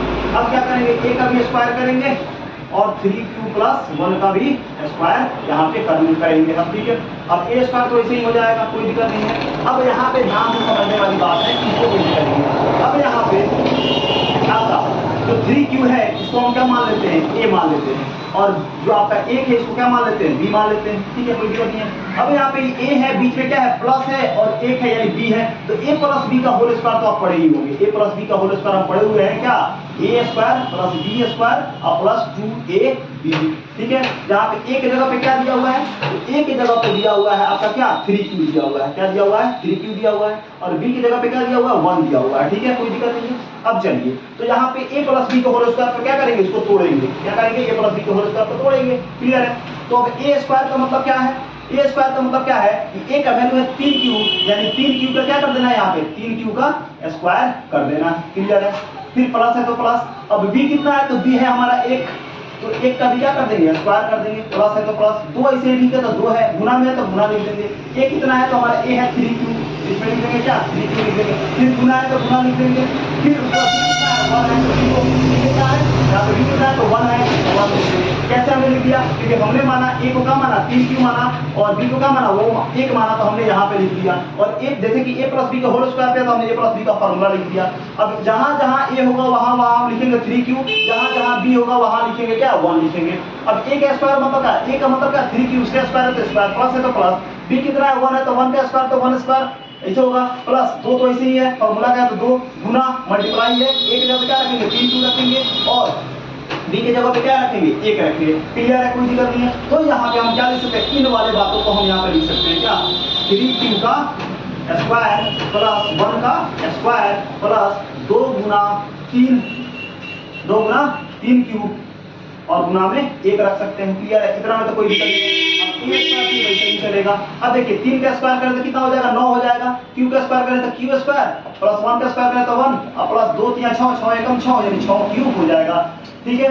उसके बाद बहुपद में जो है हम क्या, किसी भी चीज को, किसी भी क्या बोलते हैं, चर, कोई भी अगर क्या बोलते हैं चर वाला चीज होता है, यानी कोई भी अगर यहाँ पे पॉलिनोमियल यानी व्यंजक अगर दिया रहता है, अलजेब्रिक एक्सप्रेशन दिया रहता है, तो उसको स्टैंडर्ड फॉर्म में लिखते हैं, तो असेंडिंग ऑर्डर में लिखिए, नहीं तो डिसेंडिंग ऑर्डर में लिखिए। और सबसे पहले क्या है यहाँ पे, तो इसको तो हम यहाँ पे ऐसे लिख सकते हैं, इतना में तो कोई दिक्कत नहीं है, तो यहाँ पे लिख देंगे क्या, 9q स्क्वायर, 9q का स्क्वायर प्लस 6q, ठीक है, कोई दिक्कत नहीं है। तो सबसे पहले हम क्या लिखते हैं, हाईएस्ट पावर, तो हाईएस्ट पावर तो यही है, क्या है यही, तो आपका 9q स्क्वायर इसे ठीक है, पहले क्या लिखेंगे, उसके बाद पावर 2 है तो उसके बाद पावर 1 वाला होगा ना, तो 6q और लास्ट में लिख देंगे क्या, 1। तो यहाँ पे फिर इसी बात को हम क्या लिख सकते हैं, यहाँ वाले बात को यहाँ लिखते हैं, ये बराबर क्या हो जाएगा, 9q स्क्वायर प्लस 6q और प्लस में 1 है, ठीक है। इतना तो कोई दिक्कत नहीं, इतना तो बात समझ में आया, कोई दिक्कत नहीं है। अब इतना बात को हम ऐसे समझाए हुए हैं ताकि आपको बढ़िया से समझ में आ जाए, क्लियर है, इतना तो समझ में आ गया। इसको अभ्यास करते हैं हम यहाँ पे, ठीक है। अब फर्दर जो है इसको थोड़ा सा हम सॉल्व करेंगे, हमारा आंसर जो है यहाँ पे आ जाएगा, क्लियर है। तो अब देखिए, अब यहाँ पे हमको चाहिए क्या चाहिए, तो 3q प्लस 1 के फॉर्म में चाहिए, ठीक है। तो अब यहाँ पे आप बताइए कि क्या इसको हम ऐसे लिख सकते हैं, ऐसे कर सकते हैं, आराम से कर सकते हैं, कोई दिक्कत नहीं है, ऐसे कर देंगे, ठीक है, कोई दिक्कत नहीं है। अब यहाँ पे हम क्या करेंगे कि ए स्क्वायर ए स्क्वायर लगाइए, ए स्क्वायर ए स्क्वायर लगाइए, बराबर बताइए इसमें 9 में 3 है कि नहीं है, 9 के पढ़ा में जो है 3 है, 6 में भी क्या है आपका 3 है, इसके भी फैक्टर में 3 आता है। तो क्या इन दोनों में से हम 3 कॉमन ले सकते हैं, आराम से ले सकते हैं। तो बताइए अब 3 में 9 से भाग देंगे तो कितना आएगा 3 बार में क्यू स्क्वायर का क्यू स्क्वायर इसे ठीक है प्लस 3 के बार में 6 कितना बार में तो 2 बार में 3 गुना 6 हो जाएगा क्यू का क्यू लिख देंगे और लास्ट में +1 है तो +1 लिख देंगे ठीक है कोई दिक्कत नहीं है। अब यहाँ पे ध्यान दीजिएगा कि आपको 3 तो मिल गया 1 भी मिल गया लेकिन m नहीं है तो क्या करेंगे इस वाले टर्म को हम m मान लेंगे यहाँ पे लिख देंगे जहां यहाँ पे लिखेंगे चाहे नीचे लिख देते हैं जहां 3q² + 2q बराबर m माना क्या लिख देंगे m माना क्लियर है। तो अब क्या करेंगे a² तो ऐसे ही ठीक है 3 भी वैसे ही ठीक है तो इन सबको हम क्या माने 3q² + 2q को हम क्या मान दिए हैं 3q² + 2q को हमने मान दिया m तो इसके जगह पे हम क्या रखते हैं m रखते हैं और लास्ट में +1 है तो हमने 1 लिख दिया और हमको यही चाहिए था तो हमको यहाँ पे मिल गया ठीक है। क्या हमको चाहिए था तो बोला हुआ है कि किसी धनात्मक पूर्णांक संख्या का वर्ग जो है क्या आपका 3q + 1 3m क्या बोला हुआ है 3m या 3m + 1 का हो सकता है तो अगर हो सकता है तो इसे दिखाइए। तो हमने क्या किया यहाँ पे ठीक है तो किसी संख्या यानी कौन संख्या a मानी है तो a² का वर्ग देखिए 3m आ गया फिर a² का वर्ग जो है वो 3m + 1 आ गया यानी इस तरह से जो है आपका चैप्टर नंबर जो है क्या बोलते हैं आपका क्वेश्चन नंबर जो है 4 जो है सॉल्व होता है ठीक है क्लियर है कोई दिक्कत नहीं है। तो अब फिर से एक बार समझिए कि हमने क्या किया हमको यहाँ पे बोला है कि बताइए कोई धनात्मक पूर्णांक संख्या का वर्ग क्या हो सकता है 3m यानी 3m और 3m + 1 के रूप का हो सकता है हमको दिखाना है। तो सबसे पहले हमने क्या किया मान लिया कि माना कि कोई धनात्मक पूर्णांक संख्या का वर्ग कितना है a है ठीक है।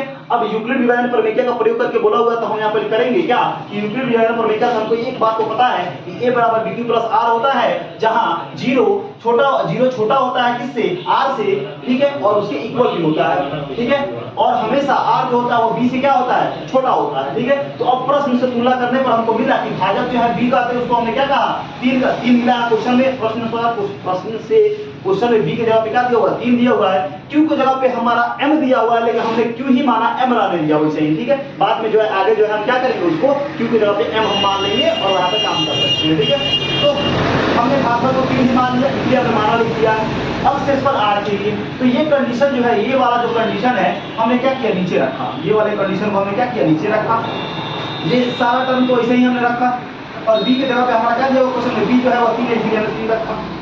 अब आप जानते हैं कि रिमाइंडर जो होता है वो हमेशा b से यानी भाजक से क्या होता है छोटा होता है ठीक है। तो अगर भाजक जो है अगर 3 है तो बताइए इसका भागफल कहाँ हो सकता है क्या हो सकता है 0 हो सकता है 1 हो सकता है 2 हो सकता है ठीक है क्लियर है कोई दिक्कत नहीं चलिए ठीक है। तो अब क्या करेंगे इस r के मान को समीकरण 1 में रखते हैं यानी इस समीकरण 1 में क्या करेंगे रखेंगे क्लियर। अब r = 0 रखेंगे इस समीकरण 1 तो a तो वैसे ही ठीक है आपका b जो है वो 3 है तो हमने 3 रखा आपका q जो है हमने q है तो q रखा प्लस r के जगह पे 0 रखा। अब इसको जोड़ेंगे तो आपका 3 क्यों आएगा। अब प्रश्न क्या है कि इनका वर्ग करें तो वर्ग को हम एक साइड नहीं करते हैं LHS RHS में दोनों तरफ लेफ्ट हैंड साइड और राइट हैंड साइड दोनों तरफ हम क्या करते हैं यानी बाएं जो है दाएं दोनों में हम क्या करते हैं एक तरफ काम करते हैं LHS RHS में दोनों तरफ काम करते हैं कोई किसी भी एक टर्म में हम ऐसे ही नहीं कर सकते तो दोनों तरफ वर्ग करते हैं तो a में स्क्वायर से वर्ग करेंगे तो a² हो जाएगा 3q का स्क्वायर करेंगे तो 3 का स्क्वायर 9q का स्क्वायर हो जाएगा। अब a² ऐसे ही ठीक है 9q² ऐसे ही ठीक है क्या हम 9 में इस तरफ 9 को ऐसे लिख सकते हैं कि नहीं लिख सकते हैं इसमें से 3 निकाल कर 3 × 3 q का लिख सकते हैं आराम से लिख सकते हैं फिर गुना करें तो 9 आ जाएगा। अब 3 को यही रखा अब हमको चाहिए m तो हमने क्या किया जो अंदर है 3q² इसको हमने क्या मान लिया 3q² को m मान लिया। मतलब ये है कि जहां 3q² होगा उसको हमने क्या कर दिया m मान लिया यानी जहां 3q² होगा वहां पे क्या लिख देंगे m लिख देंगे। तो 3 तो ऐसे ही रहा और q² को 3q² को हमने क्या मान लिया m मान लिया तो k² = 3m आ गया यानी पहला तो हमारा कंडीशन 3m जो है आ गया। उसके बाद फिर वैसे ही क्या करेंगे हम एक को रखेंगे क्या करेंगे एक को यहाँ पे रखेंगे क्लियर है कोई दिक्कत नहीं। तो यहाँ पे एक को हमने फिर रखा उसी समीकरण में तो a हो गया a बराबर क्या है 3 है भाजक q है और प्लस में 1 है तो हमने 1 रखा क्लियर है। फिर इसको दोनों तरफ से वर्ग करेंगे तो a² करेंगे a से करेंगे स्क्वायर में 3q + 1 का करेंगे तो इसका भी स्क्वायर होगा। अब a + b का होल स्क्वायर तो अभी यहाँ पे बताए हुए हैं कि a इसको माने तो 3q का स्क्वायर है a + b का होल स्क्वायर तो पता है a² + b² + 2ab है होता है ठीक है। कोई दिक्कत नहीं है। तो फिर a का स्क्वायर मतलब का 3q का स्क्वायर, क्लियर है। फिर b का स्क्वायर मतलब का 1 का स्क्वायर, फिर 2a मतलब का 2 गुना में a कितना है तो 3q है, प्लस गुना में 1 है तो 1 लिख सकते हैं। अब 3 का स्क्वायर 9, q का स्क्वायर, q का स्क्वायर प्लस है तो प्लस 1 का स्क्वायर 1 होता है, ठीक है। 2 3 6, 6 एकम 6, q का q हो सकता है, कोई दिक्कत नहीं है, कोई दिक्कत नहीं। अब a स्क्वायर ऐसे ही ठीक है। अब ये वाले टर्म को हमने थोड़ा सा अरेंज कर दिया, थोड़ा सा अरेंज कर दिया। पहले 9q स्क्वायर, उसके बाद ये लास्ट में हमने क्या कर दिया, अचर पद को लिख दिया, ठीक है। अब इन दोनों को हमने क्या किया, इन दोनों को हमने क्या किया, वर्ग कर दिया। इन दोनों को क्या किया हमने, वर्ग कर दिया, और एक को बाहर लिख दिया क्योंकि हमको बाहर एक चाहिए, ठीक है। क्योंकि हम जो है ना ये अगर कॉमन लेना चाहे तो इन तीनों टर्म से हम क्या है, 3 हमको चाहिए, तो 3 चाहिए तो हम तीनों से तो 3 कॉमन नहीं ले सकते क्योंकि यहाँ पे एक है, एक में तो 3 है ही नहीं है। इसीलिए हमने क्या किया, इसको जो है हमने एक मान लिया, एक टर्म मान लिया, और यहाँ पे जो है ना हमने इसको अलग कर दिया। तो अब यहाँ पे एक टर्म, यहाँ पे 2 टर्म आ गए, इसमें से तो हम कॉमन ले सकते हैं, इसको तो बाहर रख दिया। तो हमने 3 तो यहाँ पे कॉमन ले लिया, 3 कॉमन ले लिया, 3 तो बाहर 9 कितना बार आता है तो 3 बार, तो 3 लिख दिया। अब q स्क्वायर का q स्क्वायर प्लस है तो प्लस, 3 के टेबल में 6 कितना बार आता है तो 2 बार में, तो 2 लिख दिया क्योंकि q का प्लस 1 है तो 1 आ गया। अब इतना तो हमको नहीं चाहिए, 3 चाहिए, 1 चाहिए तो लिख दिया, लेकिन हमको चाहिए m, क्या चाहिए, m चाहिए। तो हमने m की जगह पे क्या मान लिया, 3q स्क्वायर प्लस 2q को क्या मान लिया, m मान लिया। मतलब जहां पे 3q स्क्वायर प्लस 2q रहेगा वहां पे हम इसको क्या मान लेंगे, m मान लेंगे, क्या मान लेंगे, m मान लेंगे, ठीक है। तो 3 तो वही रहा, इतना को 3q स्क्वायर प्लस 2q को हम क्या मान लिए, m मान लिए, प्लस 1 है तो 1 लिख दिया, और इस तरह से जो है यहाँ पे 3m प्लस 1 भी आ गया। उसके बाद आप 2 को भी रख के देख सकते हैं, लेकिन हमको मात्र बोला है 2 ही का, यानी 3m और 3m प्लस 1 दिखाने का, इसलिए हम दिखा चुके हैं। 2 को भी रखेंगे तब भी वही आएगा, और इसी तरह हम काम करेंगे, ठीक है। लेकिन हमको बस इतना ही 2 ही चाहिए, इसलिए हम 2 तक काम करेंगे। जितना हमसे पूछा उतना हमने कर दिया, और इस तरह से आपका चौथा नंबर जो है वो क्वेश्चन जो है इस तरह से समाप्त हुआ, ठीक है। इसमें जो डाउट होगा वो बोलिएगा। अब 5वां नंबर क्वेश्चन जो हम देखेंगे कि 5वां नंबर क्वेश्चन क्या है, ठीक है। इसमें तो कोई दिक्कत नहीं, वैसे ये जो है ना काफी कॉन्सेप्चुअल क्वेश्चन है, इसमें बहुत सारे बच्चों को प्रॉब्लम होता है। अब हमको ये नहीं लगता यहाँ पे कोई भी चीज ऐसे ही नहीं आया है, इसमें काफी जो है हर एक बात को, हर एक टर्म को जो है यहाँ पे समझाया गया है कि ये इसमें कैसे आया है, ठीक है। अब अगला जो क्वेश्चन है वो सेम ऐसे ही है, अंतर यही है कि इसमें वर्ग बोला हुआ है, और इसमें क्या करना है, 5वां नंबर क्वेश्चन में क्या करना है, तो 5वां नंबर क्वेश्चन में जो है हमको क्या करना है, घन करना है। मतलब क्या, उसका क्यूब निकालना है, यानी यहाँ पे था पावर 2, वहां पे करना है क्या, पावर 3 काम करना है। तो यही बोला हुआ है, क्वेश्चन क्या बोला हुआ है, एक बार पढ़ ले कि क्वेश्चन क्या बोला हुआ है। क्वेश्चन ये बोला हुआ है कि यूक्लिड विभाजन प्रमेय का प्रयोग करके दर्शाइए कि किसी धनात्मक पूर्णांक का घन जो है वो 9m यानी 9m या 9m प्लस 1 या 9m प्लस 8 के रूप का होता है, ठीक है। यानी यहाँ पे 9m के फॉर्म में दिखाना है, या 9m प्लस 1 या 9m प्लस 8 के फॉर्म में दिखाना है, यानी सारा प्रोसेस ऐसे ही होगा। अंतर ये हो कि यहाँ पे वर्ग है तो घन करेंगे, ठीक है, और घन करेंगे, वर्ग है तो घन कर देना है, बाकी सारा प्रोसेस जो है ना। और यहाँ पे a क्यूब का क्या करना है, हमको फॉर्मूला याद रखना है कि a क्यूब का फॉर्मूला क्या होता है, और इससे जो है हम यहाँ पे क्या कर सकते हैं, क्वेश्चन को सॉल्व कर सकते हैं, ठीक है। तो आइए अब देखते हैं कि इस क्वेश्चन को जो है हम कैसे सॉल्व करेंगे। तो बहुत ही आसानी से जो है इस क्वेश्चन को हम लोग सॉल्व कर सकते हैं, ठीक है, कोई दिक्कत नहीं है। चलिए ठीक है, चलिए ठीक। तो क्या करेंगे यहाँ पे, तो देखिए क्या करेंगे,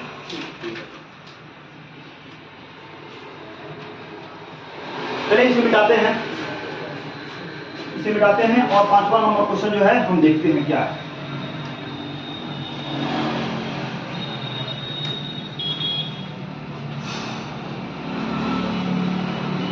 तो बहुत आसान है ये, बस 1-2 बार अगर आप प्रैक्टिस कर लेते हैं तो बहुत ही मतलब क्या है, वो काफी आसान है। अगर आराम से अगर इसको 2-3 बार अगर प्रैक्टिस कर ले तो आपके माइंड में हो सकता है, अंदर चला जाएगा, फिर माइंड का बहुत अच्छे से समझ सकते हैं, इसको आराम से कर लेंगे। ये कोई बड़ा नहीं है यार, और इससे जो इस टाइप का क्वेश्चन है 1-2 बार ही पूछा हुआ है, अत्यधिक बार नहीं पूछा हुआ है, ठीक है।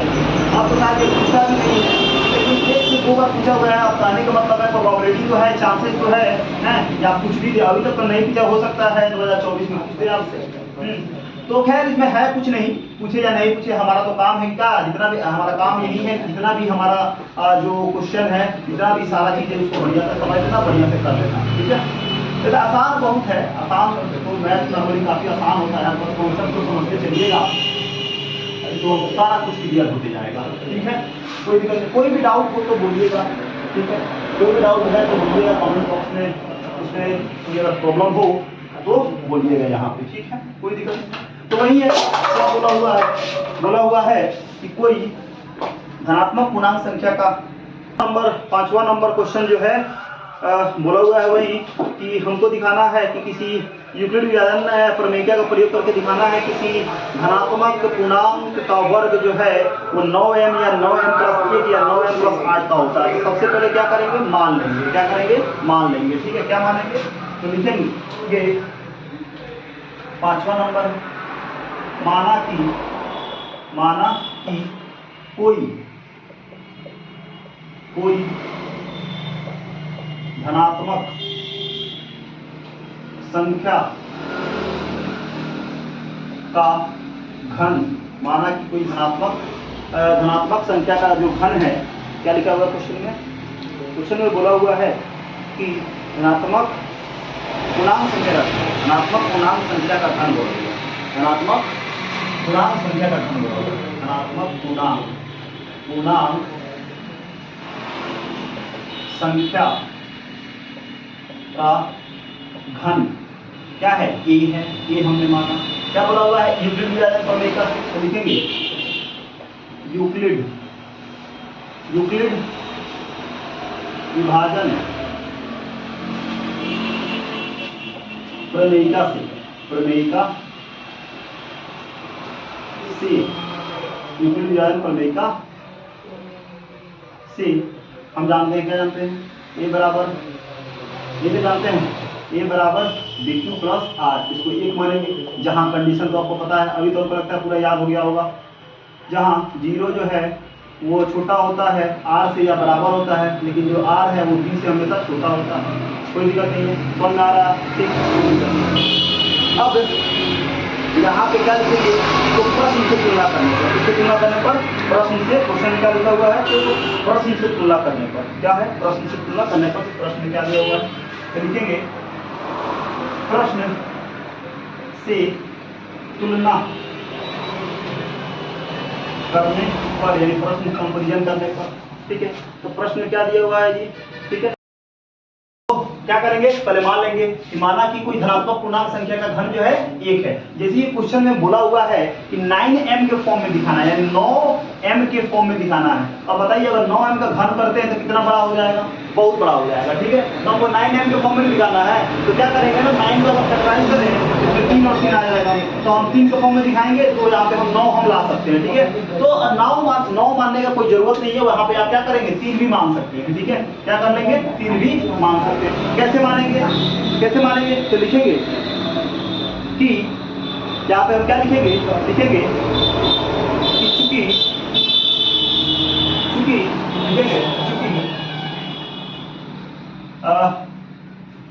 माना कि धनात्मक पूर्णांक संख्या का घन a है, ठीक है, चूंकि नहीं लिखेंगे कि a जो है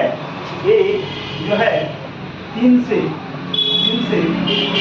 ये जो है वो क्या है, 3 से विभाजित है, 3 से विभाजित है, जहां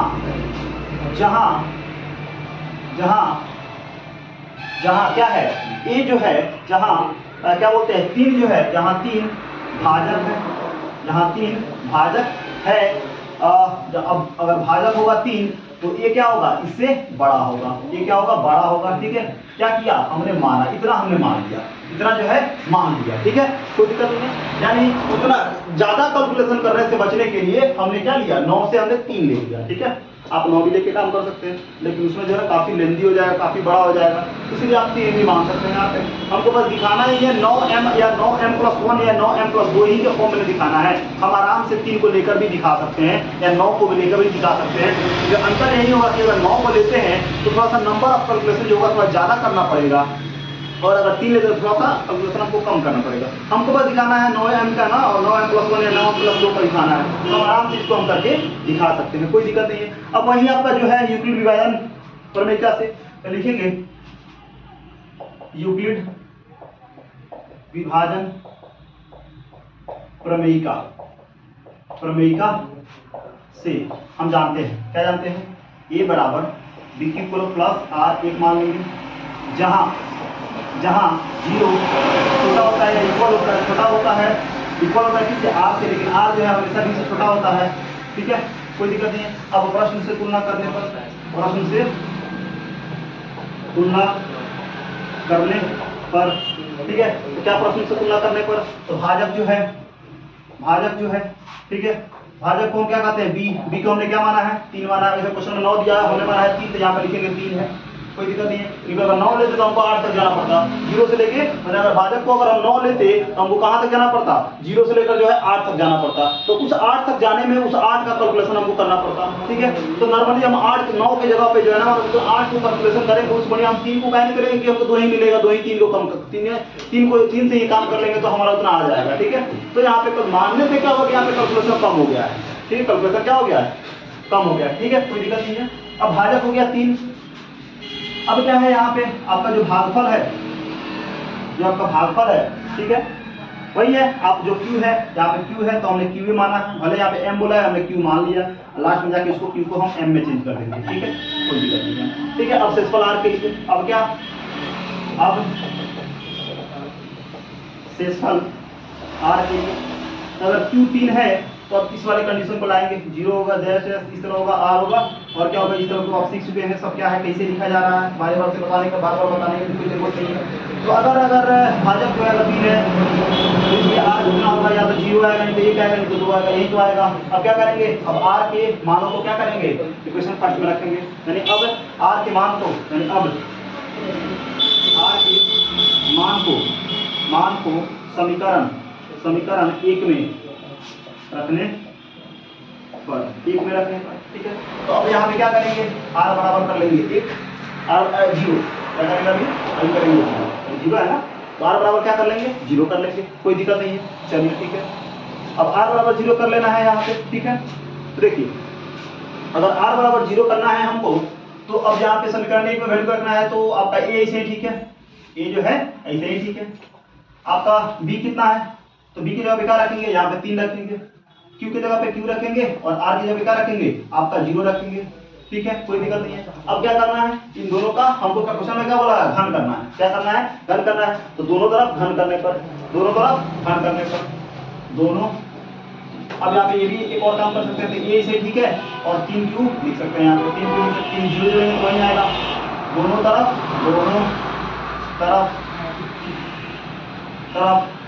घन, वर्ग नहीं, घन करने पर क्या करना है, दोनों तरफ घन करने पर, दोनों तरफ घन कर दे, तो A का भी घन कर दे और 3Q का भी घन कर दे, क्लियर है, कोई दिक्कत नहीं है, चलिए ठीक है। अब यहाँ पे A का Q का तो A Q आ ही जाएगा, 3 का घन करे तो 3 से 27 हो जाएगा, और Q का पावर 3 हो जाएगा, कोई दिक्कत नहीं है। A Q वैसे ही है, हमको क्या चाहिए क्वेश्चन में, हमको चाहिए 9, तो क्या इसमें हम 9 को ऐसे लिख सकते हैं, 3Q का पावर 3 लिख सकते हैं, हाँ आराम से लिख सकते हैं, क्यों, क्योंकि हमको 9 चाहिए, तो इसमें तो 9 3 का 27 है, 27 को अगर ट्राई करें तो क्या आ जाएगा, 9 भी आएगा और 3 भी आ सकता है, 9 3 का 27 हो सकता है। तो 9 को बाहर कर दे, 9 को क्या कर दे, बाहर कर दे, और 3Q को अंदर रख दे, और फिर गुना करके देखे तो वही टर्म आ जाएगा, यानी इतना हम इसको लिख सकते हैं, क्लियर है, कोई दिक्कत नहीं है। अब A Q वैसे ही रहा, ठीक है। अब हमको 9 तो ठीक है, हमको चाहिए इसको M चाहिए, तो क्या करें, जैसे कि आप जानते हैं कि लिख देंगे, जहां 3Q को हम क्या मानेंगे, M माना, क्या लिख देंगे, M माना, M मान लिए। मतलब ये है कि जहां जो है, जहां 3Q, जहां भी 3Q का पावर Q दिखे वहां पे हम क्या करेंगे, M मानेंगे। तो 9 तो ऐसे ही ठीक है, क्या है, 9 तो चलिए इसे लिखते हैं, A Q तो ऐसे ही ठीक है, 9 वैसे ही ठीक है। अब इसको हम क्या मान लेंगे, इसको जो हम मान लेंगे, अभी यहाँ पे क्या बोले हैं, इसको M बोले हैं, M मान लिया, तो देखिए पहला हमारा यहाँ से आ गया, 9M के फॉर्म में जो हमने ला दिया, ये यहाँ पे पहला बात आया। अब फिर R बराबर क्या करेंगे, 1 रखेंगे, क्या करेंगे, 1 रखेंगे, तो फिर A वैसे ही ठीक है, 3Q वैसे ही ठीक है। अब R की जगह क्या रखेंगे, 1 रखेंगे, ठीक है। अब दोनों तरफ क्या करना है, घन करना है, दोनों तरफ घन करने पर, दोनों तरफ घन करने पर, घन करने का मतलब क्या, 1 का पावर 3 और 3Q प्लस 1 का पावर 3, ठीक है। अब A प्लस B का क्यूब जो है, हमको पता है कि A प्लस B का क्यूब जो है होता है A cube plus B cube plus 3A square B plus 3 A B square, ये होता है ए प्लस बी का क्यूब होता है, इसको याद रखिएगा, तभी यहाँ पे आप बना पाइएगा, नहीं तो आपसे नहीं बन पाएगा, ठीक है। तो अब यहाँ पे हम क्या करेंगे, एक का क्यूब करेंगे तो ए क्यूब तो ऐसे ही आ जाएगा, ठीक है। अब इसको सॉल्व करना है, सबसे काम है इसको सॉल्व करना। तो हमने जैसे कि 4 नंबर क्वेश्चन में उसका स्क्वायर था, तो इसको हमने क्या मान लिया था, इसको हमने मान लिया था ए, यानी यहाँ पे लिख देंगे, जहाँ ए बराबर क्या यहाँ पे लिख दे, ए जो होगा हमने क्या रख दिया यहाँ पे, ए को 3 क्यू, क्या रख दिया 3 क्यू रख दिया, और बी की जगह पे क्या रख देंगे आपका 1 रख देंगे, क्या रख देंगे 1 रख देंगे, और जहां भी हमको ए की जरूरत होगी वहां पे क्या रख देंगे 3 क्यू रख देंगे, ठीक है। और जहां भी बी रखना होगा, बी होगा वहां पे हम 1 रख देंगे, ठीक है, कोई दिक्कत नहीं है। तो और इसको जो है इसको हम बी मानेंगे, क्या मानेंगे इसको बी मानेंगे, क्लियर है। अब पहला फॉर्मूला के अनुसार क्या है ए क्यूब, तो ए के जगह पे क्या रखेंगे 3 क्यू, इसका पावर क्या 3 रखेंगे, फिर प्लस है तो प्लस बी के जगह क्या रखेंगे 1 का क्यूब रखेंगे, प्लस है 3 है तो 3 वैसे ही ठीक है, गुना में ए कितना है तो ए है हमारा 3 क्यूब, इसका क्या स्क्वायर है तो स्क्वायर करेंगे, बी तो क्या है गुना है तो गुना, अब बी कितना है 1 है तो गुना में 1 कर लेंगे, क्लियर है, कोई दिक्कत नहीं है, यानी 3 स्क्वायर भी हो गया, प्लस 3 तो गुना में ठीक है, ए कितना है तो आपका 3 क्यू है तो 3 क्यू रख लेंगे, उसके बाद बी कितना है तो बी है 1, 1 का क्या करेंगे स्क्वायर करेंगे, यानी ये वाले बात को हम इसमें रखेंगे, ठीक है। तो क्या रखेंगे 3 क्यू का क्यूब प्लस 1 का क्यूब प्लस 3 इंटू 3 क्यूब का स्क्वायर और इंटू क्या 1 आ जाएगा, और प्लस 3 इंटू 3 का क्यूब 3 क्यूब और इंटू 1 का स्क्वायर करेंगे, इतना में तो कोई दिक्कत नहीं है, कैसे भी है। अब फिर इसको सॉल्व कीजिए, 3 का स्क्वायर कितना हो जाएगा 27, अब क्यूब तो पावर 3 हो जाएगा, प्लस 1 का क्यूब 1 हो जाएगा, प्लस 3 का स्क्वायर कितना हो जाएगा 9, ठीक है, कोई दिक्कत नहीं है, चलिए ठीक है। यहाँ पे 3 का स्क्वायर कितना हो जाएगा, पहले पोस्ट का काम करते हैं, 3 का स्क्वायर 9 और क्यू का स्क्वायर क्यू स्क्वायर, तो 3 के 9 9 तो कितना हो जाएगा 27 क्यू स्क्वायर हो जाएगा, कैसे तो 3 है गुना है 3 क्यू स्क्वायर है, तो 3 का स्क्वायर 9 और यहाँ पे 3 वही है, क्यूब में स्क्वायर से करेंगे 3 क्यू का स्क्वायर है ना, तो 3 का भी स्क्वायर तो 9 हो जाएगा, क्यू का स्क्वायर तो क्यू स्क्वायर और 9 तो कितना हो जाएगा 27 क्यू स्क्वायर हो जाएगा, इसलिए हमने 27 क्यू स्क्वायर यहाँ पे लिख दिया, और 1 से गुना करेंगे तो वहीं आ जाएगा, फिर 3 दिया 9 क्यू, क्योंकि 1 से स्क्वायर करेंगे तो 1 ही आएगा, 1 में गुना हो जाएगा तो 9 क्यू हो जाएगा, यानी इसको हम इतना लिख सकते हैं, क्या लिख सकते हैं यहाँ पे ए क्यू वैसे ही ठीक है, इसको वैसे लिख लीजिए, ठीक है, यहाँ पे ये वाला पार्ट है, ठीक है। अब यहाँ पर लिख सकते हैं 27 क्यू को power 3 plus 1 plus 27 Q square, ठीक है, 3 देना ठीक है, कोई दिक्कत नहीं, चलिए ठीक है, हाँ ठीक है 27 क्यू, हाँ ठीक है। अब यहाँ पे ये हो गया, अब वर्ष क्या हो गया 9 क्यू हो गया, इतना में कोई दिक्कत नहीं। अब यहाँ पे बताइए फिर इसको एक सीक्वेंस का हम यहाँ पे तो क्या कर सकते हैं आप, पहले पावर अधिकतम पावर 27 क्यू तो पावर 3, अब इसको अधिकतम पावर क्यों लिखते हैं, जब बहुपद हम पढ़ेंगे तो उसमें देखेंगे, तो पहले पावर 3 वाला था, पावर 2 वाला था, पावर 1 वाला था, बिना पावर वाला, तो क्या करेंगे 27 क्यू तो पावर 2 प्लस 9 क्यू और प्लस में 1 लिख सकते हैं, इसको वैसे ही हम यहाँ पे लिख देते हैं, यहाँ पे लाते हैं इसको इधर, ठीक है, तो इसको लिख देंगे, ये वाला बात को लिखेंगे ए क्यूब बराबर 27 क्यू का पावर 3 प्लस 27 क्या हो जाएगा 27 क्यू का स्क्वायर प्लस 9 क्यू और प्लस में कितना हो जाएगा 1 हो जाएगा, तो सही से लिख देते हैं, यानी 27 क्यू का पावर 3 प्लस 27 क्यू का स्क्वायर प्लस 9 क्यू और प्लस में क्या 1, ठीक है। क्या इसको हम इस तरह पोस्ट में घेर सकते हैं ना, इस तरह तो हम कर ही सकते हैं आराम से, इतना तो हम ऐसे ही कर सकते हैं, ठीक है। तो अब ए क्यू वैसे ही ठीक है, हमको चाहिए 9, तो हमने इसमें से 9 निकाल लिया, तो 9 निकाल लिया तो 9 के पढ़ा 27 कितना बार में था 3, 9 3 का 27 यानी 3 हो जाएगा, क्यू का क्यू वैसे ही रहा, 9 3 का 27 यानी 3 क्यू स्क्वायर हो जाएगा, प्लस 9 निकाल लिया तो क्या बचा क्यू लिखिए चाहे क्यू लिखिए, प्लस में 1 बचा, क्लियर है। अब ए क्यू कैसे ठीक है, 9 भी ऐसे ठीक है, अब हमको चाहिए क्या m, तो इन सबको क्या करेंगे हम, इन सबको मान लेंगे क्या m मान लेंगे, क्या मान लेंगे m मान लेंगे, तो उससे पहले लिखेंगे यहाँ पे लिख देंगे वही बात जो अभी हम बोले हैं कि जहाँ लिख देंगे कि 3 Q plus 3 Q square plus Q बराबर क्या मान ले m, यहाँ पे लिख देंगे माना, क्या कर देंगे मान लेंगे, ठीक है। तो अब देखिए अब ए क्यू वैसे ही रहा, 9 भी ऐसे ही, इन सबको क्या मान लेंगे m मान लेंगे, लास्ट में प्लस 1 है तो प्लस 1 आ गया, ठीक है, यानी यहाँ पे हमने लिखा दिया, दूसरा भी बात हमने लिखा दिया कि ए क्यू जो है sin m प्लस 1 का हो सकता है। अब तीसरा बाकी है क्या कि 2 को भी हमको रखना है, क्योंकि 1 के अलावा हमको क्या करना है 2 को भी दिखाना है कि नहीं, हाँ इसमें क्या करना है आपको, यानी 9m तो लिख गया, 9m+1 दिख गया और 9m+ क्या करना है 8 को दिखाना है, ठीक है, कोई दिक्कत नहीं है। चलिए तो 9m+, अब इसको हम मिटा देते हैं, इसको जो है हम मिटा देते हैं, ये बताने के लिए बस रखे हैं कि कैसे आया है, ठीक है, कोई दिक्कत नहीं है। ये फार्मूला तो जो है याद रखिएगा तभी आपसे बन पाएगा, फार्मूला याद नहीं होगा तो आपसे नहीं होगा। इसको मिटा देते हैं, फार्मूला कहीं पर रखना है क्योंकि एक और काम हमको यहाँ पे करना है, ठीक है। यहाँ तो इधर को रहने देते हैं, या अगर आप स्क्रीनशॉट से लेना चाहें तो ले सकते हैं, क्योंकि उधर से हमको क्या करना है मिटाना है, क्योंकि यहाँ पे बोर्ड जो है ना स्पेस कम है, तो इधर का फर्स्ट वाला को हम क्या करते हैं यहाँ पे मिटाते हैं।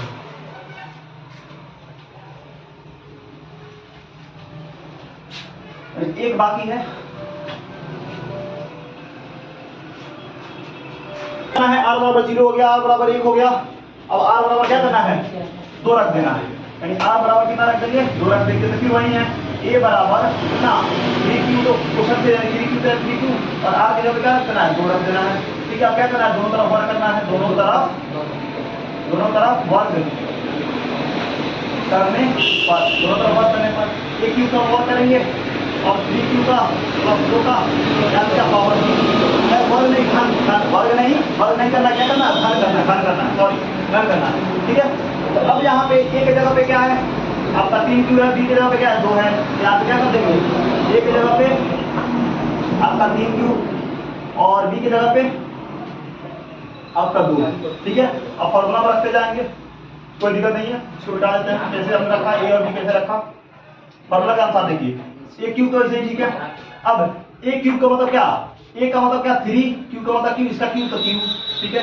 b क्यूब का मतलब क्या है 2 का क्यूब प्लस 3 है तो 3 गुना में a स्क्वायर का मतलब क्या a कितना है तो 3 क्यूब का क्या हो जाएगा स्क्वायर हो जाएगा, इनटू b कितना है तो b है आपका 2 तो 2 हो जाएगा, प्लस फिर कितना है 3 है तो 3, a कितना है तो a आपका 3 क्यूब प्लस b कितना है तो 2 है, तो 2 का क्या हो जाएगा स्क्वायर हो जाएगा, ठीक है। अब देखिए यहाँ पे अब क्या कर सकते हैं, ठीक है 3q हो गया प्लस b का 2 का स्क्वायर 2 का क्यूब हो गया, ठीक है, प्लस 3 है तो 3 हो गया, गुना में क्या था a स्क्वायर मतलब क्या 3q का स्क्वायर हो गया, प्लस b कितना है 2 है तो 2 हो गया, प्लस का प्लस हो गया और 3 का 3 हो गया, a कितना है तो 3q है तो 3q लिख दिया, b का स्क्वायर मतलब क्या 2 का स्क्वायर करके क्लियर है, कोई दिक्कत नहीं है। a क्यूब वैसे ही ठीक है, 3q का स्क्वायर मतलब क्या 27q स्क्वायर, यानी a क्यूब का 3q का मतलब क्या 3 गुना 3 गुना 3 27 हो गया, प्लस 2 का स्क्वायर 2 का क्यूब मतलब क्या 2 गुना 2 यानी कितना आएगा 2 गुना 4 4 गुना 8 हो जाएगा, प्लस 3 का स्क्वायर कितना 9 9 तो क्या 27 27 गुना कितना हो जाएगा 54 और 3 का स्क्वायर यानी 3 का स्क्वायर 9 9 से क्या 27 27 गुना 54 हो जाएगा, 54 क्यू स्क्वायर। फिर क्या 2 का स्क्वायर 4 4 3 12 12 3 कितना हो जाएगा 36 हो जाएगा, 36 क्यू हो जाएगा। अब इसको थोड़ा सा हम क्या करते हैं सही कर दें, एक क्यू वैसे ही ठीक है 27 या पावर 3 होगा, ठीक है 27 क्यू का क्यूब प्लस क्या हो जाएगा 54 क्यू का स्क्वायर प्लस 36 क्यू हो जाएगा और प्लस में क्या हो जाएगा 8 हो जाएगा। अब क्या हम इसको इस तरह से इसको घेर देते हैं, ठीक है। अब इसमें से हम क्या कर सकते हैं, इसमें से कॉमन ले सकते हैं, ठीक है। तो 9 ले लेंगे तो क्या बचेगा 9 से 9 56 यानी 6 क्यू स्क्वायर प्लस 9 चौका 36 6 क्यू हो जाएगा, 9 चौका 36 हो जाएगा, क्यू का क्यू रहेगा प्लस में क्या हो गया 8 हो गया। अब इन टर्म को यानी हमको तो 9 का चाहिए तो 9 को मान ही लेंगे और यहाँ पे लिख देंगे जहां 3q का power 3 plus 6q square plus 4q बराबर क्या मान ले m, क्या लिखेंगे माना, m हमने मान लिया, ठीक है। तो जहां ये अगर टर्म आ जाए तो हम क्या करेंगे a मान लेंगे, यानी q बराबर क्या हो जाएगा 9 हो जाएगा, इन सबको क्या मान ले m मान ले, अब प्लस में 8 है तो 8 और हमको यही दिखाना था और यही आ गया, ठीक है। तो हमने किया क्या बस वही काम है, इसमें स्क्वायर में कैसे बस q में रख देना है और थोड़ा सा कैलकुलेशन करना है, सॉल्व करना है। यानी इस वीडियो को अगर आप सही से देख लेते हैं तो हमको नहीं लगता है कि क्वेश्चन में कोई गम है या इस क्वेश्चन में जो है आपको कोई दिक्कत होगा। तो इस तरह से जो है हमारा यहाँ पे 1.1 एक्सरसाइज खत्म हो गया। अब अगले वीडियो में जो है हम लोग 1.2 एक्सरसाइज करेंगे और उसमें जो भी कॉन्सेप्ट होगा उसको बता के ही आगे की तरफ हम बढ़ेंगे, ठीक है। धन्यवाद।